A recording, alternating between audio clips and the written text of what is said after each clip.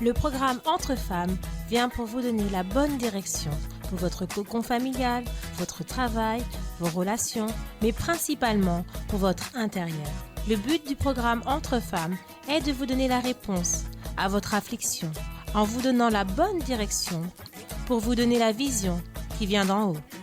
On est à l'antenne de Entre femmes. Chers amis, bienvenue à notre Entre femmes de ce mardi spécial encore thérapie de l'amour. Et aujourd'hui, nous sommes ici avec Monique.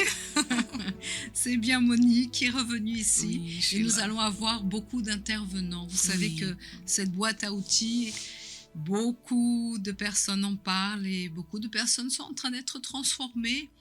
Parce que nous tous, nous avons une histoire, nous avons un passé, nous avons des choses qui nous ont modelés, qui nous ont conditionnés dans beaucoup de situations. Et c'est vrai qu'à partir du moment où on commence à vivre à deux ou à connaître quelqu'un, c'est là que réellement nous allons être confrontés sur notre propre réalité. Et comme souvent nous le disons à l'église, c'est réellement la vie sentimentale, la vie conjugale qui nous lime, qui nous transforme et qui nous fait voir qui nous sommes réellement. Exactement, c'est un vrai miroir. C'est le miroir que Dieu lui met devant nous tous les jours.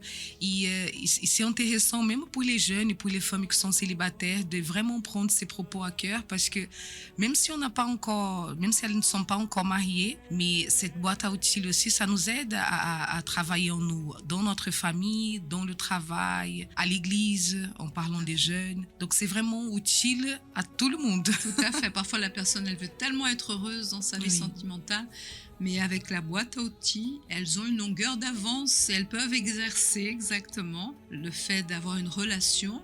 Et c'est pourquoi Dieu prépare la famille dans ce sens. Il y a les parents qui sont là et malheureusement dans notre société aujourd'hui c'est très différent où il y a tant de conflits.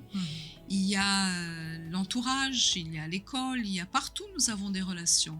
Mais si la personne elle ne se voit pas, elle ne se comprend pas, et bien entendu, elle va commettre beaucoup d'erreurs. Et c'est pourquoi nous avons aujourd'hui ici des invités très spéciales du centre d'accueil, loin, très loin, d'Évry-Courcouronnes. Bonjour Madame Margarida. Bonjour Madame Elisabeth. Ça va bien. À Évry-Courcouronnes, il y a aussi la retransmission tous les jeudis à 19h30, c'est bien ça, de la thérapie de l'amour. Tout à fait Madame Elisabeth. Nous sommes là tous les jeudis à 19h30 à Évry-Courcouronnes, 507 place des Champs-Élysées par la transmission de Paris. Tout à fait. Et vous avez aussi à côté de vous quelqu'un, une jeune femme qui est bien bénéficiée par la thérapie, c'est ça? Tout à fait. On a ici Madame Leslie. Madame parce qu'elle est mariée maintenant? Depuis combien de temps? Bonjour. Bonjour. Je suis mariée depuis août 2024. Août 2024, c'est moins d'un an tout ça. Et même ainsi, vous participez à la thérapie de l'amour depuis longtemps? Oui, depuis que je suis arrivée à l'église. La première réunion que j'ai faite, c'était, la première réunion, c'était la FQ, mais la première réunion en semaine, à part le dimanche. Je venais le jeudi, mais je venais pas le mercredi, je venais pas le vendredi. Je peux résoudre ma situation sentimentale, donc j'ai commencé directement à investir dans. Donc vous êtes déjà venu à l'église avec des situations au niveau sentimental, familial, c'est bien ça?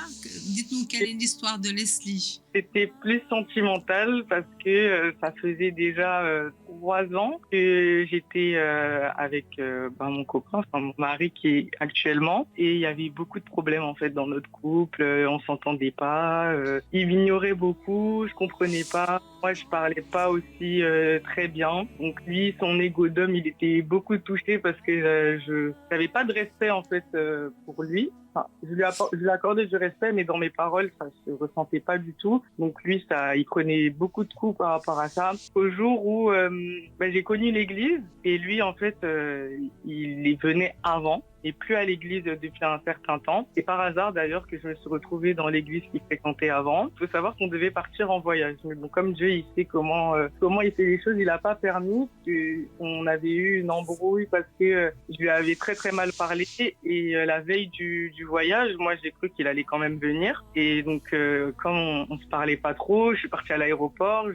J'attendais qu'il soit là. Je vais dans l'avion, il est toujours pas là. J'arrive dans le pays. C'était loin en Afrique en plus. C'était à Zanzibar. Je me suis retrouvée toute seule là-bas. Il n'est pas venu au voyage.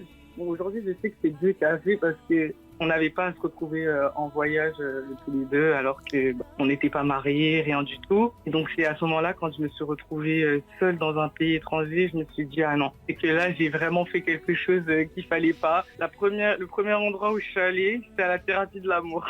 J'ai dit il faut que j'apprenne comment on entretient quelqu'un, comment on respecte un homme. Et c'est comme ça que j'ai commencé à investir à la thérapie de l'amour. Et même ainsi, vous étiez dans cette situation, j'imagine que si vous aviez ces réactions, vous étiez quelqu'un de très indépendant, cela devait venir de quelque part, de la famille, de situations que vous avez vécues dans votre foyer, des très jeunes. Oui, parce que j'ai grandi quand même dans une famille aimante. Mes deux parents, ils sont ensemble, etc.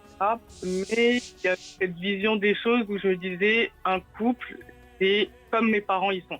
Mes parents, ils ont un couple très à l'ancienne où c'est la maman qui fait tout, le papa ne fait rien. Mon père, si on lui demande où est une casserole dans la cuisine, il ne sait pas. C'est vraiment la relation. Je ne sais pas si ça se dit comme ça, mais vraiment à l'africaine où la maman vraiment elle fait tout et le papa il se lève, il va chercher l'argent, il revient à la maison. Ma mère elle travaillait quand même. Mais bon, c'est vraiment pour son plaisir à elle parce que sinon c'est vraiment l'homme qui fait tout. Et peu importe en fait de laquelle façon mon père pouvait traiter ma mère, elle acceptait toujours. Elle encaissait toujours. Et des fois même elle pouvait répondre. Et j'avais pas l'impression qu'en fait c'était pas bien. Des fois c'était même moi qui disais mais maman, réponds à papa, il peut pas te parler comme ça. Vous-même vous motiviez. Tu lui fais à manger et lui... Il dit qu'il veut autre chose et tu vas à la cuisine et tu fais autre chose. Non, maman, c'est pas comme ça et tout. Alors qu'en soi, elle avait peut-être pas tort, mais moi, je me disais, non, c'est pas ça. Maman, réveille-toi, etc. Donc, c'est comme ça, en fait, que j'ai grandi. J'avais un petit peu, on va dire, j'avais une petite haine quand même envers mon père parce que je trouvais qu'il respectait pas assez ma mère. Et donc, moi, je me suis dit, dans mon couple, c'est pas comme ça. Dans mon couple, c'est moi. Pas qui fera la loi, mais j'aurai mon mot à dire. Et on ne vous marchera pas sur les pieds et on ne vous fera pas souffrir. Donc, vous aviez cette certaine indépendance. Vous disiez vos parents étaient ensemble, mais être ensemble, Monique, ça ne suffit pas. Comment être ensemble? Comment vivre ce couple et l'exemple que Dieu nous donne? Parce que l'amour que Dieu projette, c'est vivre l'un pour l'autre, être un, et avoir une entente qui soit parfaite. Et là, on voit dans la vie de Leslie que ça a eu des débordements dans son propre couple. Oui, et on sait aussi que dans un mariage, un ne commet pas l'erreur tout seul. Donc, à l'exemple de ses parents, bon, si la maman, elle acceptait aussi certaines, on va dire, entre guillemets, maltraitances que le papa, il faisait, les manières de parler, c'est parce que aussi elle ne savait pas non plus comment on va dire, mettre les limites aussi, que nous, selon la parole de Dieu, on sait qu'il y a des limites aussi, il y a des choses qu'il ne faut pas faire. Donc, on voit que c'est vraiment un désordre total. Et des fois, il y a beaucoup d'enfants qui grandissent dans des foyers comme ça. Et on voit qu'il y a beaucoup de jeunes filles qui, des fois, elles sont révoltées. Elles disent qu'elles ne croient plus à l'amour, qu'elles ne veulent pas savoir des vies sentimentales, elles ne veulent pas se marier. Parce qu'en fait, l'image qu'elles ont de mariage, des vies sentimentales, c'est ce qu'elles ont vécu depuis tout petite. Mais il faut savoir qu'avec Dieu, la présence de Dieu, elle est là pour pouvoir bénir, pour donner une direction, pour que cette vie sentimentale, elle soit bénie. C'est pas comme dans le monde, que c'est un désordre, les gens se mettent ensemble, ne demandent pas la direction de Dieu. Enfin, il y a un ordre dans la maison de Dieu, dans la présence de Dieu. Et Leslie, vous vous êtes rendu compte qu'à un moment donné, donc dans cette relation, après vous vous êtes quand même unis, vous avez voulu continuer à investir. Cette union était quand même importante pour vous et certainement vous ne vouliez pas reproduire ce que vos parents vivaient et vous êtes finalement mariés. Donc ça s'est passé tout de suite parce que quand je suis arrivée à l'église, lui, il venait pas encore. Donc moi, j'avais décidé de mettre fin à la relation parce que je voulais avancer avec Dieu. Spirituellement parlant. Et je voulais avancer spirituellement parlant. Et entre-temps, il est arrivé à l'église, s'est donné lui aussi. Il a fait des démarches aussi envers les pasteurs pour pouvoir parler avec moi. Donc c'est comme ça qu'en fait la relation, elle s'est reconstruite. Le bon ordre, avec Dieu au milieu, plus avec les émotions qui parlent en premier, c'était plus la raison qui parlait et surtout les enseignements de Dieu. Nous deux, on participait à la thérapie de l'amour, donc on a vraiment pu apprendre ce que c'était avoir une relation, ce que c'était avoir un mari, être marié. C'est comme ça qu'on a commencé à se reparler, à se refréquenter et à se dire, maintenant le prochain pas, en fait, c'est le mariage, parce que l'objectif là, si on se reparle, c'est pas de refaire les mêmes erreurs qu'avant, d'être ensemble pour être ensemble et voilà. Donc là, c'est comme ça qu'on a commencé à réfléchir au mariage, on a fait des démarches, etc. Et puis, on s'est unis. C'est pas la finalité, c'est le début. Tout à fait, parce que même ainsi, avec la boîte à outils, vous voyez aujourd'hui, après pratiquement un an de mariage, disons, qu'il y a des choses qui doivent encore changer, que ces racines qui sont là, ces habitudes que vous avez reçues, même dans l'enfance, sont finalement incrustées. Et on doit se connaître, sinon on reproduit. Parfois, on critique tellement le père, la mère, les attitudes qu'ils ont. Et finalement, on se voit en train de reproduire très subtilement les mêmes choses. Et pour des petites choses.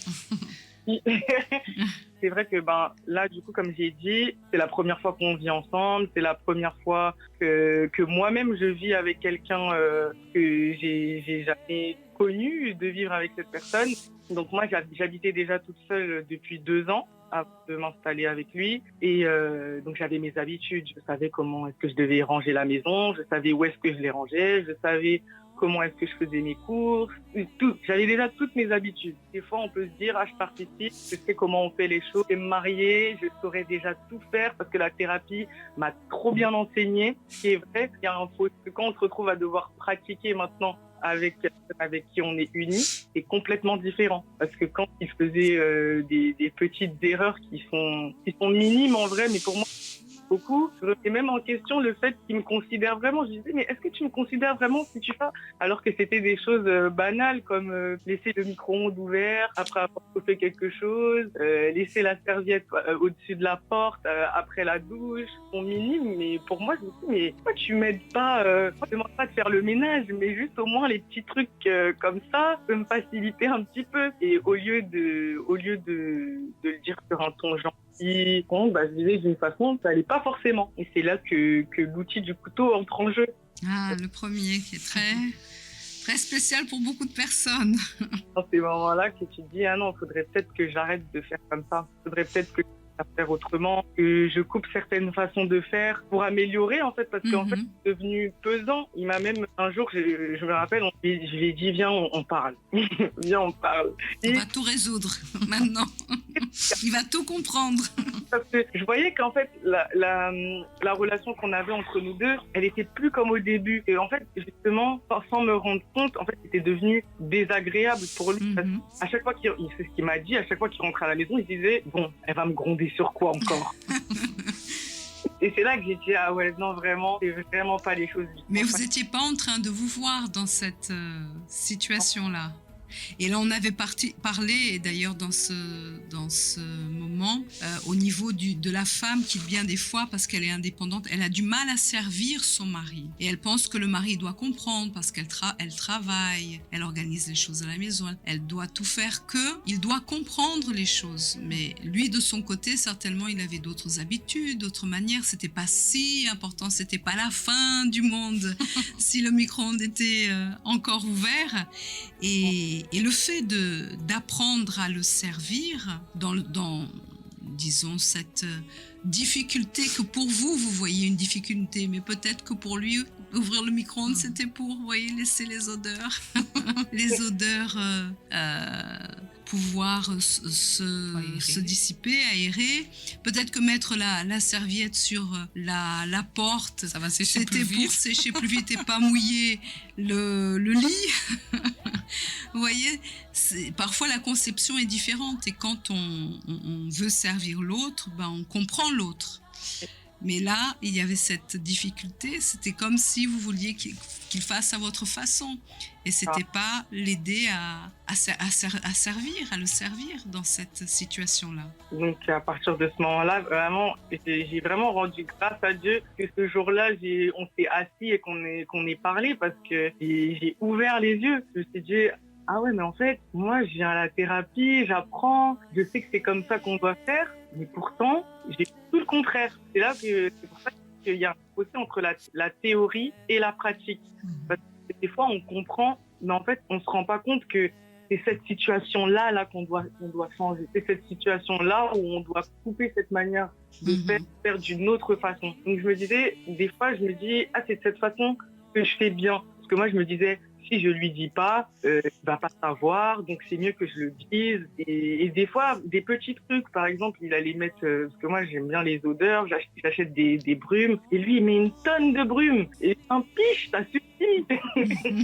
Et après il me disait, mais tu peux me le dire d'une autre façon. Et moi je me disais, mais ah bon, là, je vais pas te parler. Des fois, en fait, on se rend pas compte. Il faut accepter aussi le fait que la personne, elle nous le dise. Parce que moi, je me disais, bah non, s'il s'est senti offensé, je change la manière dont j'ai parlé. Il faut que je m'adapte à lui. Donc ce couteau, il est là pour pouvoir nous lapider, nous changer personnellement. Pas pour laisser l'utiliser pour blesser quelqu'un ou même tuer la relation. Parce que il y a des situations où la personne, elle va petit à petit, vous voyez, l'amour va se transformer en rancœur, en mal-être, en quelque chose de lourd, alors qu'au début, vous êtes unis réellement pour pouvoir être heureux. Donc ce couteau, aujourd'hui, vous le tournez plutôt vers vous pour vous lapider? Oui.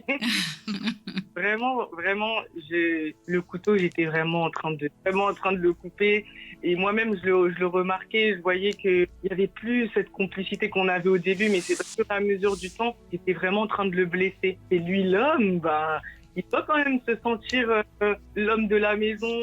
Et là, en fait, j'étais juste en train de le minimiser. On peut même dire que c'est un manque de respect, en fait, parce que on doit quand même aider la personne qui... Pour toi, à quoi ça sert une femme? Elle dit, une femme, c'est mon auxiliaire, elle est censée m'aider. Et je lui ai dit, et est-ce que tu le ressens avec moi? Et il m'a dit, pas tout le temps. Il m'a dit, pas tout le temps. Et c'est là que j'ai compris que oui, je l'ai blessé avec ce couteau-là. Et Leslie et Margarida, vous qui nous écoutez, là, depuis Évry-Courcouronnes, et vous participez depuis Évry-Courcouronnes, lorsque la femme, elle agit, elle utilise ce couteau pour couper, lapider son ego, son orgueil, et change sa manière d'être, change sa manière de parler. D'ailleurs, nous sommes dans ce propos qui a débuté de ce jeûne de Zacharie. Lorsqu'elle change sa manière, son comportement, lorsqu'elle se change à elle-même, c'est beaucoup plus intelligent parce que là, elle finit par attirer l'attention de l'homme. Lorsque l'homme ne voit plus, elle ne réclame plus, elle ne me fait plus ses commentaires, elle a changé sa manière de me parler, elle a une attention différente. C'est ça qui attire en fin de compte l'attention de votre mari, Leslie. Oui, oui. Et c'est plus intelligent de se changer que de vouloir forcer l'autre à se voir, à changer. Et c'est quelque chose de plus intéressant, n'est-ce pas, Margarida? Oui, madame, parce qu'on ne peut pas changer l'autre personne si nous-mêmes, on ne se voit pas, en fait. C'est comme si on devenait invisible à l'œil de l'homme, parce que l'homme, les hommes, ils ont leur petit caractère. Ils ne veulent pas être commandés par une femme. Ils veulent, comme Leslie disait tout à l'heure, on est là juste pour auxilier notre mari, et pas pour le commander. On doit être une aide à notre mari. Ces couteaux nous montrent vraiment qu'on doit se mettre à notre niveau et laisser la place à notre mari. C'est plus intelligent et c'est beaucoup plus beau de voir une femme qui est là pour auxilier, pour aider le mari, au lieu qu'elle soit là juste pour commander, c'est ci, c'est ça, c'est pas bon comme ci, c'est pas bon comme ça. Tout contrôler. Elle est plus attirante pour son mari. Sinon, le mari, ce qu'il veut, c'est fuir de la maison. Et puis c'est pour ça, et après elle réclame, mais tu es toujours en train d'arriver tard. Qu'est-ce qui se passe avec les amis et avec la famille? Pourquoi? Parce qu'elle-même le met hors de la maison à cause de son comportement qui le contrôle. Notre comportement c'est comme si on ne valorisait pas notre mari en fait, et on se trouve perdante. Tout à fait. Donc Leslie se marier et jeune mariée pour après faire fuir le mari, c'est compliqué. C'était pas votre attention. Non, c'était pas du tout mon intention, mais le pire ennemi de l'homme, c'est l'innocence. Quand on connaît pas, quand on reconnaît pas surtout, enfin reconnaître, le sait, c'est là qu'on peut reconnaître et qu'on peut changer. Aujourd'hui, c'est en train de changer. Il y a beaucoup d'améliorations. Lui-même, il se sent plus à l'aise. S'il laisse le micro-ondes ouvert, c'est pas grave. Mais c'est parce qu'il a une bonne intention aussi. Il faut comprendre aussi la vision de l'autre. Moi, je peux comprendre dans cette idée qui est pour... ça serait différent, type il laisse tout traîner par terre ou je ne sais pas, vous voyez. Là, ça a quand même quelque chose qui tient la route. Donc, il faut avoir aussi l'intention et comprendre l'autre, comprendre la vision de l'autre. Et surtout, cheminer ensemble.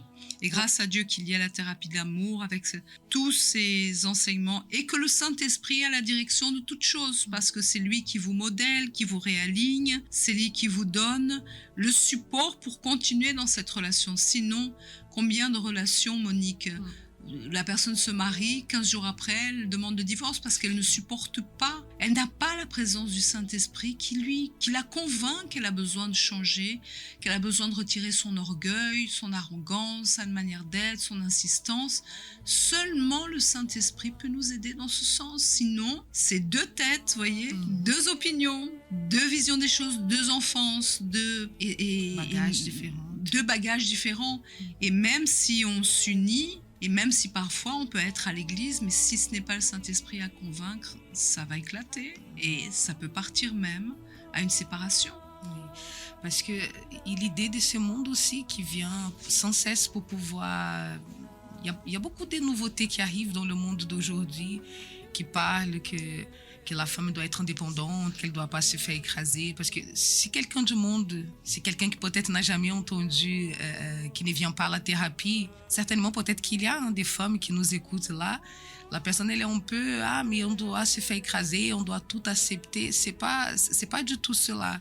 Mais même nous qui sommes des dieux, on doit faire attention parce que si on ne fait pas attention, ces genres de pensées du monde restent ancrés aussi à l'intérieur de nous parce que tout parle, l'Internet parle, dans la rue, on voit le comportement des fois de certains couples, ça parle aussi. Mais si on ne se laisse pas guider par le Saint-Esprit, on commence notre vie sentimentale, elle est avouée à l'échec.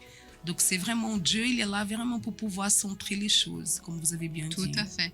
Et ce qui vous a sauvé, Leslie, c'est cette humilité de vouloir réellement se voir et laisser le Saint-Esprit agir dans votre vie et vous convaincre de changer. C'est lui qui fait toute la différence en réalité. Oui, vraiment, c'est lui qui nous aide parce que si j'avais pas eu... En fait, vraiment, Dieu, il m'a parlé un soir, il m'a dit, va lui parler. Et même si ce qu'il va dire, ça va pas forcément te plaire, sois prête à entendre. Et si vraiment il n'y a pas Dieu en nous qui nous fortifie, qui nous soutient et qui nous dit que ça va bien se passer, on n'osera pas aller confronter la vérité. On laisse les choses couler, on laisse les choses aller. Et au final, on est en train d'amasser plein de choses au fond de notre cœur. Et même, c'est même pas bien pour notre conjoint. Il est blessé, il veut pas nous blesser, donc du coup il garde en lui et en fait on est vraiment pas en train de l'aider, on n'est pas en train d'être son auxiliaire, mais même on est même en train de gâcher notre relation et même de faire en sorte que son âme soit salie. Donc on peut même mettre en jeu. Tout à fait. La femme peut être très dangereuse si elle n'est pas dirigée par le Saint-Esprit. Elle a cette force pour édifier un foyer de ses propres mains. Sans avoir besoin de personne, elle peut le détruire rapidement. Et c'est pourquoi vous êtes en train de lutter aujourd'hui. Vous voyez que qui a raison en fin de compte? Qui a raison, c'est le Saint-Esprit. Et ce qui compte, c'est que notre union, elle puisse montrer Dieu, glorifier Dieu et être lapidée, limée, parce qu'en fait, elle nous fait du bien. Ces situations même contraires nous font du bien pour que nous puissions nous-mêmes pouvoir un jour passer par la porte qui est étroite et pas être un but de nous-mêmes, sinon c'est très difficile.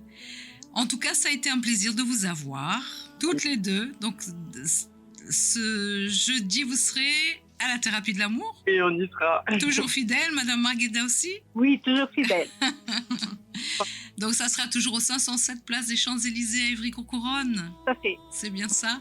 Et bien entendu, la personne peut venir avant 19h30 pour pouvoir venir parler, exposer et être aussi soutenue. Écoutez, une bonne continuation et jeudi prochain, nous allons avoir un nouvel outil à découvrir. Merci pour votre participation parce que d'ici quelques secondes, nous avons un autre appel et on va continuer à parler au sujet de ce jeûne aussi si merveilleux qui nous aide aussi à ne pas réclamer, à ne pas parler, à ne pas détruire les choses que Dieu souhaite que nous puissions créer à travers notre propre bouche. Dieu vous bénisse. Merci. Vous aussi. À très bientôt. Au revoir.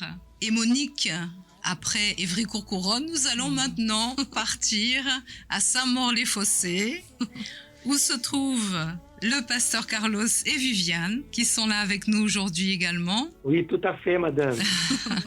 Pasteur et Viviane, nous sommes là nous avons accueilli Leslie et l'épouse Margarida d'Évry-Courcouronnes et on a vu que dans le couple de Leslie, avec le temps et avec des marques qu'elle avait dans le passé, elle avait tendance à être très indépendante et à parler énormément à son époux et sans se rendre compte pour une porte de micro-ondes qui restait ouverte, de réclamer, une serviette qui était sur la porte, elle réclamait, etc.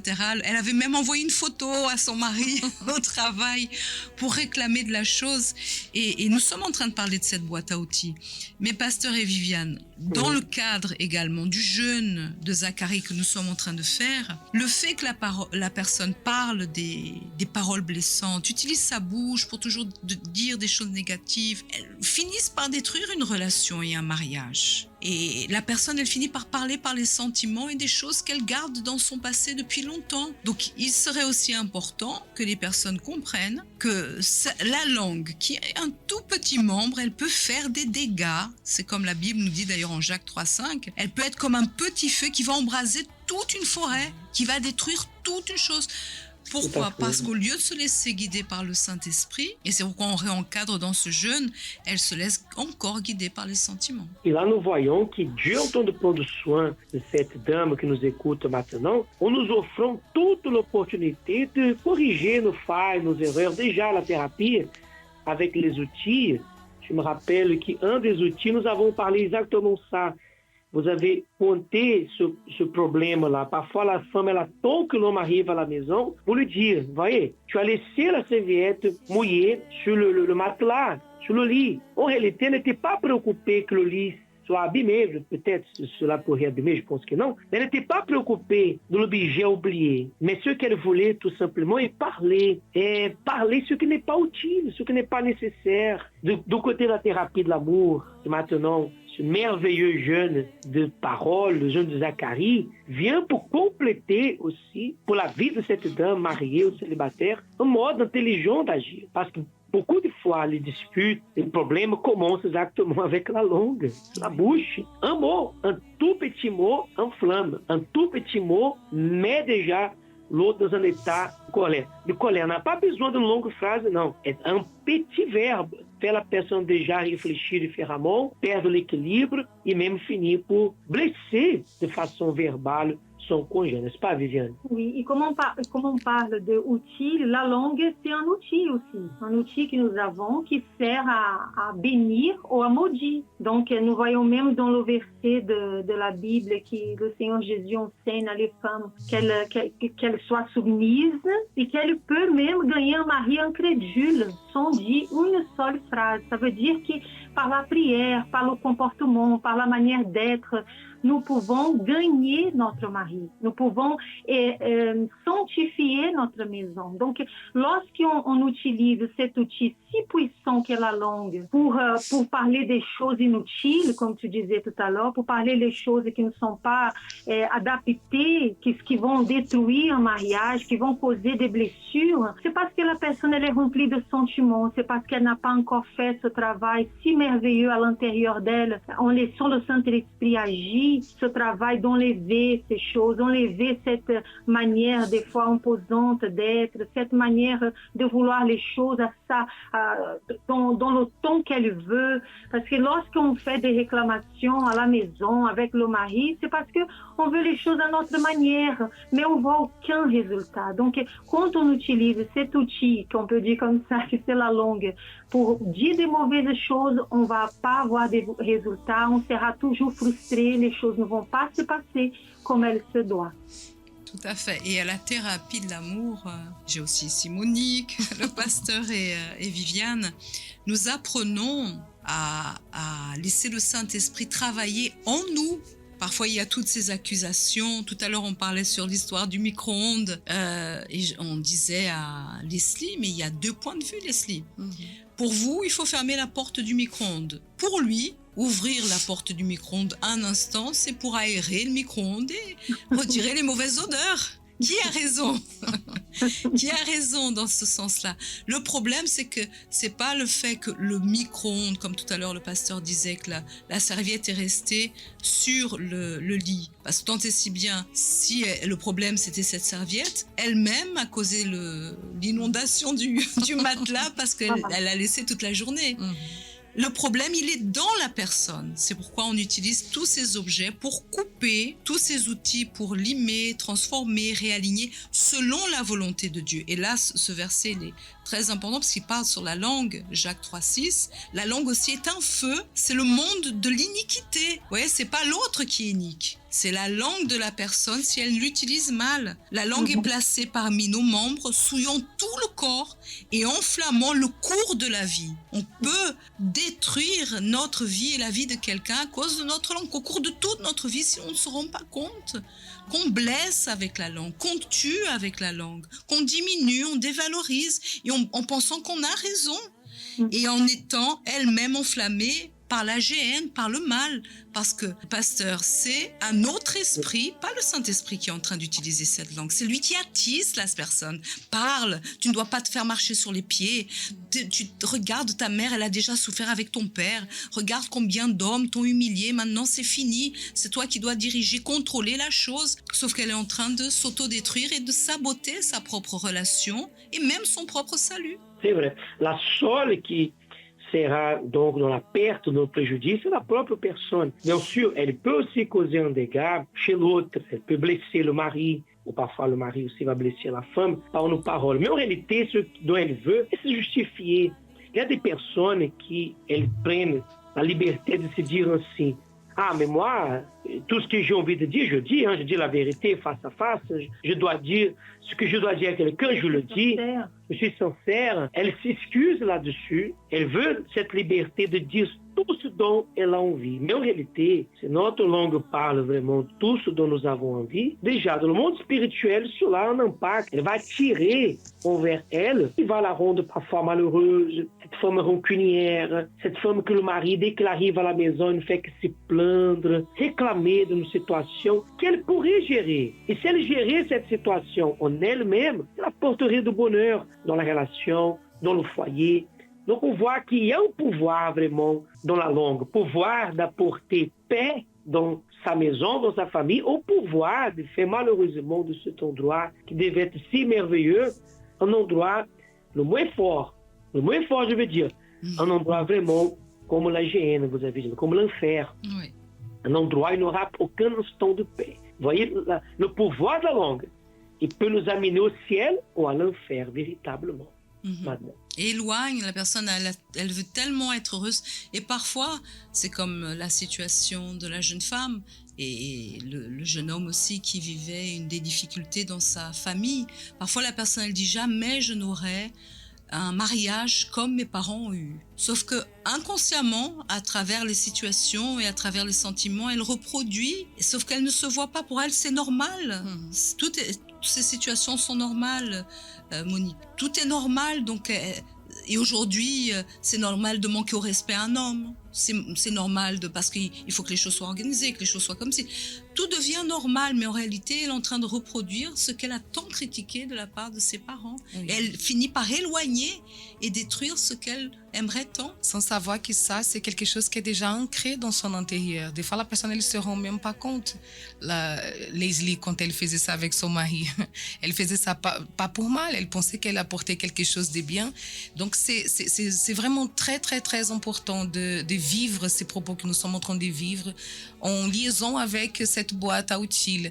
Donc, Viviane, elle était en train de parler de gagner sans aucune parole. C'est ça. Donc, exactement. ces jeunes, il est vraiment pour ça. On va vraiment parler moins s'aimer plus avec notre comportement. Et nous avons ici le pasteur Carlos, donc c'est un homme, Oui. entre femmes. Et j'imagine, pasteur, c'est ce qu'on parlait tout à l'heure avec Leslie, lorsque la personne, elle commence à laisser le Saint-Esprit travailler en elle, lui montrer, c'est plus intelligent de se changer, de changer à soi-même que de vouloir imposer à l'autre pour changer et qu'il fasse ce qu'elle veut. Là, je crois que pour l'homme, ça attire son attention. Le changement de la femme attire l'attention parce qu'elle n'est plus en train de parler, en train d'imposer, mais elle montre à travers sa vie un changement. Et c'est ce qui attire le regard de l'homme. Oui, la femme devient attirante, agréable. Elle plaira à son mari exactement par cette conduite, par ce commandement, par ce comportement où elle est cette femme. Elle ne va pas tout le temps se plaindre, réclamer, murmurer, lamenter. Il y a tant de situations qu'elle pourrait le faire parce qu'il y a les enfants à l'école, il y a les situations du jour, les tâches ménagères, elle a travaillé, elle a fait... Elle a mille raisons pour se plaindre. Le mari devait juste écouter. Sauf que cela va faire d'elle une femme désagréable. Je disais dans une réunion, il ne fait pas longtemps, je crois que c'était dimanche, que tout ce que je veux de Viviane, elle peut parler logiquement. Elle a regardé, elle va sourire. Cela me suffit. Si je la regarde, elle entend sourire, cela me suffit, tout. Elle peut parler aussi, logiquement. J'aime quand elle parle, dialogue avec moi. Mais sa façon de me regarder en souriant et la conduite qu'elle a aussi, cela qui me plaît. Cela fait la femme devenir donc attirante à son mari. Il prendra plaisir à être avec elle parce qu'elle veille à ce qui sort de sa bouche. Et ce jeune de Zacharie, en réalité, il est très connecté aussi à la vie sentimentale. Parce que beaucoup de mariages, beaucoup de couples auraient pu être aujourd'hui mieux de ce qu'ils étaient ou de ce qu'il est si un ou l'autre serait mieux dominer sa bouche et sa langue, Madame Elisabeth. Tout à fait. Et laisser vraiment le Saint-Esprit œuvrer, travailler, avoir cette paix, parce que si la personne, elle veut même s'unir et participer à la thérapie de l'amour juste pour être heureuse, sans réellement se laisser lapider, transformer, notamment par rapport à la parole, parce que Jésus est parole. Donc, quelle parole elle est en train de semer dans sa maison? Quelle présence elle est en train de semer? Parce que sa bouche ne peut que dire des bonnes choses. Que motiver son époux ou l'époux, motiver l'épouse, aller dans un même sens, parce que en fin de compte, dans ce monde, on est en train de se préparer pour notre salut éternel. Comment on va rentrer? Par la porte qui est Jésus, brouillé, c'est difficile. Effectivement. Donc c'est intelligent. La parole de la personne, ce qui sort de sa bouche, é uma parole négative, cela va aussi affecter son âme. Et si on parle de vie éternelle, on parle aussi de savoir veiller notre langue pour confesser, pour motiver, déjà pour se motiver. Nous devons se motiver nous-mêmes, nous devons nous dire aussi, non, je vais réussir. Cette femme, par exemple, elle doit se dire, non, je vais être cette femme qui va donner plaisir à mon mari, cette femme à la maison, qui lui donne l'attention. Je vais réussir à être. Ou si elle veut, avant une rencontre avec Dieu, elle peut aussi déterminer en parlant, je vais recevoir le Saint-Esprit. Ça, elle doit confesser avec sa bouche. Cela la valorise, la motive. Mais si elle utilise sa bouche pour le contraire, parfois pour se dire des choses de complexes, moi je suis ainsi, je crois que ceci, cela, elle va se démotiver malheureusement. Oui, ici et aussi, nous voyons que lorsque la personne, elle nous écoute là en ce moment, elle peut même penser que c'est facile à dire. Nous ne sommes pas en train de dire que c'est facile à être cette femme, à contrôler sa langue, à utiliser notre outil principal des femmes, je crois, c'est la langue, pour pouvoir bénir le mariage, bénir la relation, bénir notre propre vie. Donc, lorsque la personne elle comprenne que c'est pas seul qu'on va le faire, c'est avec l'aide du Saint-Esprit. Pour cela, il est en train de nous proposer encore ce jeûne, que c'est merveilleux, ça tombe très bien. Donc, c'est un privilège que nous avons. Donc, nous devons saisir cette opportunité et confier dans l'aide du Saint-Esprit. Déjà, il faut avoir ce vouloir à l'intérieur de nous. Non, je veux être cette épouse que Dieu a créée, que Dieu a planifiée dès le début, dès le départ de toutes choses. Je désire plaire à mon Seigneur. Parce qu'avant même, dans le verset avant même de sanctifier le nom de Jésus, avant même de sanctifier la maison, ceux qui nous entourent, nous sanctifions à Dieu. Lorsque nous portons comme il veut, comme le plaît, comme avec les paroles qui bénissent, avec un comportement qui le sanctifie vraiment. Donc, si nous avons cette conscience que nous avons besoin de l'aide et que nous avons besoin de l'aide surtout de Dieu, il y a la thérapie, il y a tous les conseils merveilleux, mais si on vient vers Dieu et on lui demande, Seigneur, aide-moi à être cette femme, on parle pour les femmes aujourd'hui, mais aide-moi à être cette femme qui te plaît, qui sanctifie ton nom avec mon comportement. Donc ça c'est un privilège que Dieu est en train de nous donner pour mettre cela en pratique et avoir des résultats dans notre relation. Tout à fait, parce que ce monde, quand vous parliez, Pasteur et Viviane, l'amour de ce monde est très égoïste. Chacun veut être heureux, mais pour soi. Et nous apprenons à l'Église, à travers la thérapie de l'amour et tout ce que nous recevons de Dieu, parce que tout est de Dieu, à se donner. Et c'est pourquoi on doit tomber en nous-mêmes et se dire, mon Dieu, j'ai tant de choses à apprendre. Parfois, la femme, elle veut tant imposer, contrôler, etc. Mais si elle lâche les armes, elle se dit, j'ai tant de choses à apprendre pour être cette femme qui honore Dieu et qui peut être un instrument glorieux entre les mains de Dieu pour être une épouse qui honore son mari, qui honore ses deux maris, son premier mari et son mari, ses enfants, qui a une influence extraordinaire dans ce monde. Et c'est pourquoi nous avons besoin du Saint-Esprit et c'est pourquoi demain, mercredi, nous serons bien entendu dans ces rencontres merveilleuses. J'imagine qu'à Saint-Maur, ce n'est pas différent. Exactement, madame. Ici aussi à Saint-Maur, au 42 bis, avenue de Verdun, 7h du matin, 10h, 15h, 9h en portugais, 20h en français, les gens viendront pour chercher la présence du Saint-Esprit, comme dans tous les autres chants d'accueil universel aussi, en France et également aussi à Paris, n'est-ce pas? Tout à fait. On sera là au 254 rue du Faubourg Saint-Martin, métro Louis Blanc, Stalingrad, Jaurès, ligne du métro parisien 2, 5, 7, 7 bis.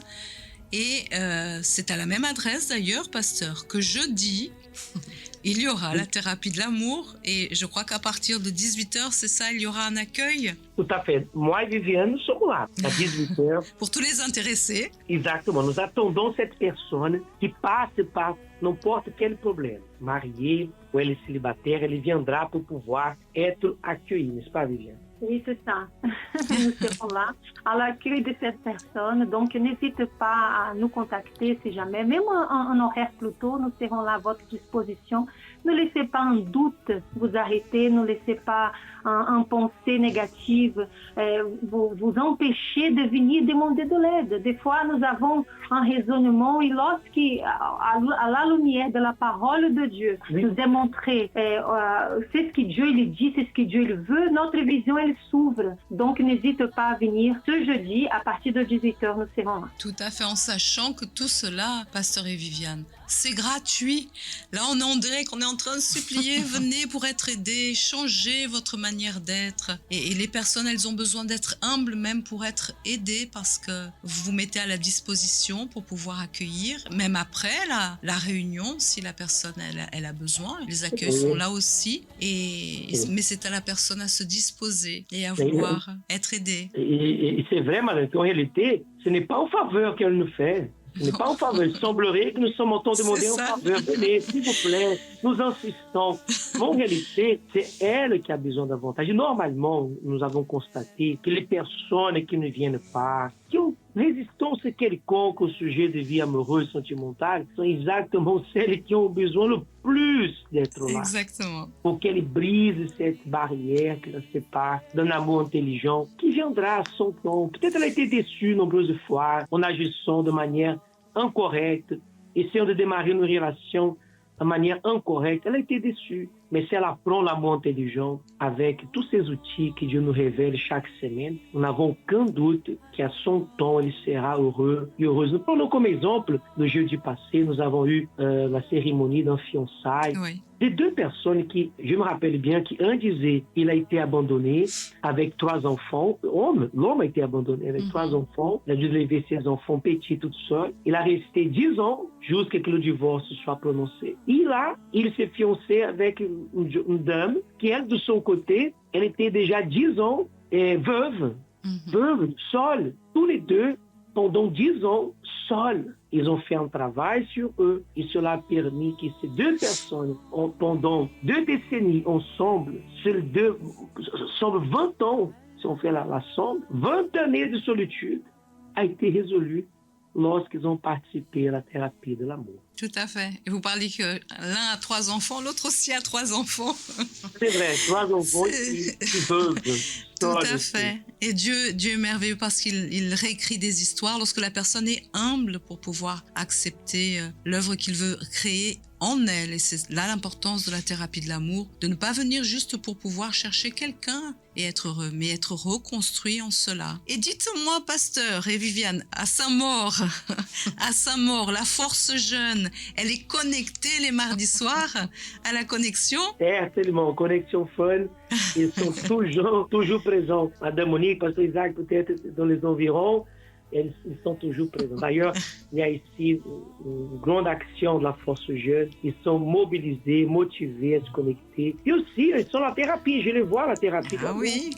La jeunesse à la thérapie de l'amour en apprenant le plus tôt possible à éviter les déceptions que beaucoup de fois nous avons vécues par manque de direction dans la vie sentimentale. Tout à fait. Monique, ce soir, le thème? Oui, le thème ce soir, ça va être à la connexion Fun dans tous les réseaux de la Force Jeune. Donc, le thème, c'est un ancien du groupe jeune. Donc, est-ce que c'est forcément un exemple? On va parler de ça ce soir. Très bien. Nous serons tous connectés sur quel réseau? Tous les réseaux de la Force Jeune. Facebook, on se concentre tous là-bas. Oui, parce qu'il y a Avant, il y avait le YouTube, mais maintenant, c'est que sur Facebook. Il y a un challenge là. Oui, les 500, les jeunes. On va voir si Saint-Maur va être connecté en force. Et tous les autres centres aussi. Mais, écoutez, il y a tellement de choses au centre d'accueil avec toutes les collaborations qu'il y a de la force jeune et tant d'autres choses. Sincèrement, si la personne n'accepte pas, comme le pasteur a dit, qu'est-ce que nous pouvons faire? Mais nous allons continuer à faire ce qui est correct, ce qui est juste. C'est pour ça qu'on sera ce soir encore sur les réseaux sociaux, mercredi dans tous les centres d'accueil et jeudi ici à Paris et Évry-Courcouronnes, Melun en direct, et tous les centres d'accueil seront aussi connectés, n'est-ce pas, pasteur? Donc le rendez-vous et Viviane est fixé. Exactement. C'est déjà fixé, même pour les personnes en province qui nous écoutent, du nord au sud de la France, ils peuvent se rendre au centre d'accueil universel local le plus proche. Là-bas, il va assister en direct à cette thérapie à 19h30 depuis Paris. Il est notre invité même à distance. Très bien. Bah, écoutez, ça a été encore un plaisir d'être ici avec vous sur les plateaux de l'Entre-Femmes et pour ce thème si important qui est la boîte à outils, jumelé avec exactement ce jeûne que nous sommes en train de faire, de Zacharie, qui certainement va changer énormément chaque personne et des foyers, et des vies sentimentales. Et c'est ce que nous croyons et ce que nous souhaitons. Amen. Merci beaucoup, pasteur Viviane. C'est un plaisir, madame. Ça a été également un plaisir et on se retrouve donc jeudi ici à Paris. Merci aussi, Monique. Amen. Merci. Et on attend que tous les jeunes viennent à la thérapie de l'amour, des jeunes intelligents. C'est ça. Ils sont tous invités, convoqués même. Très bien, merci beaucoup. Dieu vous bénisse. Dieu bénisse à tous ceux qui... Au revoir. Au revoir. Au revoir. Qui étaient là avec nous et à mardi prochain pour un nouvel Entre-Femmes.